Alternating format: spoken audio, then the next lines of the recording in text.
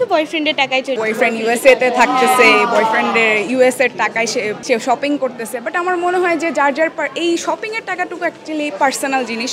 So এটা নিয়ে আসলে আমরা বেশি বাড়াবাড়ি না করাই ভালো। যার যতটুকু সামর্থ্য অতটুকুই কেনা উচিত। আর সবার সামর্থ্য তো একই রকম থাকে না। সো আমরা যখন বলবো যে আমার এত টাকা দিয়ে বাজেট করছি বা অত টাকা দিয়ে শো অফ করছি, তখন আসলে জিনিসটা দেখতে খারাপ দেখা যায়। সো বয়ফ্রেন্ডের টাকায় তো যারা শো অফ করে তাদের তো একেবারেই উচিত না। ইউএসএ থেকে কে জানে টাকা পাঠায়, তারপর সেই টাকা দিয়ে আবার ঈদের শপিং করে আবার ওগুলো সোশ্যাল মিডিয়াতে আরও বেশি ভাইরাল করে বলতেছে যে তো বয়ফ্রেন্ডের টাকায় চলে। আরে এটা একদমই ঠিক না।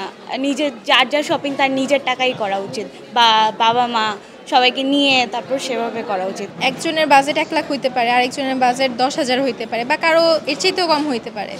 একজন যখন বলতেছে আমার 1 লাখ বা এত, অবভিয়াসলি হাজব্যান্ড ওয়াইফের ভিতরে ঝামেলা হইতে পারে যে আচ্ছা ওনারা এত বাজেট দিয়ে সেল করতেছে, তো আমাকে কেন তুমি এত দিতেছো না, মানে ফ্যামিলিগত প্রবলেম হইতে পারে। প্লাস সবার বাজেট সেম না হতে পারে, কারো 1-2 লাখ হবে, কারো 3-4 লাখ হবে, কারো 5-6 হাজার হবে, কারো 2 হাজারও হবে। যেমন আমার বাজেট খুবই কম, এটা কাউকে বলা উচিত না, কারণ আমার যতটুকু সামর্থ্য, আমি আমার নিজের যোগ্যতায় যতটুকু পারছি সেটা দিয়েই আমি শপিং করব। আর ঈদ শপিং আমার কাছে সবসময় মনে হয় না ম্যান্ডেটরি। যখন আমার যেটা লাগছে সেটা আমি কিনবো। ঈদ শপিং যে আমার আলাদা করে অনেক কিছু কিনতে হবে এরকম কিছু না। এটা আমার খুব মানে কম বাজেটের মধ্যেও যদি আমি ভালো কিছু কিনতে পারি সেটাই কিনবো। ব্র্যান্ড পরা লাগবে সবসময়, এটা কোনো ম্যাটার না। আমরা মিডল ক্লাস, হ্যাঁ, আপার মিডল ক্লাস ফ্যামিলি যারা, তারা বাজেট ওইভাবে ধরি না।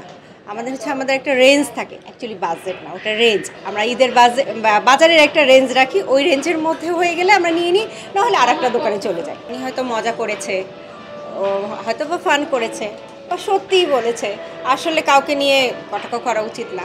দাম বাড়ানোর জন্য বাজেটটা বলে যে হ্যাঁ 4 লাখ 5 লাখ, বাট এত ইউজুয়ালি লাগে না। একটা নর্মাল পার্সন বলেন বা একটা অনেক হাই ক্লাস পার্সন বলেন, একটা মিনিমাল বাজেট হইলেই হয় আর কি। এখন ডিপেন্ড করে তাদের ফাইন্যান্সিয়াল স্টেটাস কতটুক, তারা কতটুক। এখন যদি চাই তাহলে 500-র মধ্যেও করা যায় অ্যাকচুয়ালি, যদি সামর্থ্য থাকে। আর যদি না সামর্থ্য 20K পর্যন্ত থাকে তাহলে 20K তো অনেক কিছু করা যায়।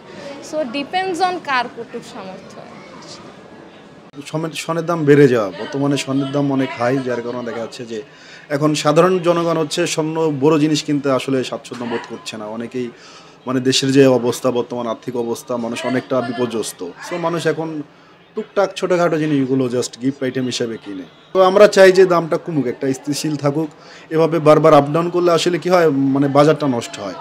কেন সাধারণরা হচ্ছে মানে তারা দুশ্চিন্তা থাকে যে তারা আসলে কি করবে। তারা এখন স্বর্ণ কিনবে না, একটু কিছুদিন পরে দাম কমলে কিনবে। দেখা যাচ্ছে কিছুদিন অপেক্ষা করলে উল্টা দেখা যাচ্ছে আবার দাম আবার বেড়ে যাচ্ছে। ফলে কি হচ্ছে, আমরা কাস্টমার কিন্তু কমে যাচ্ছে আমাদের।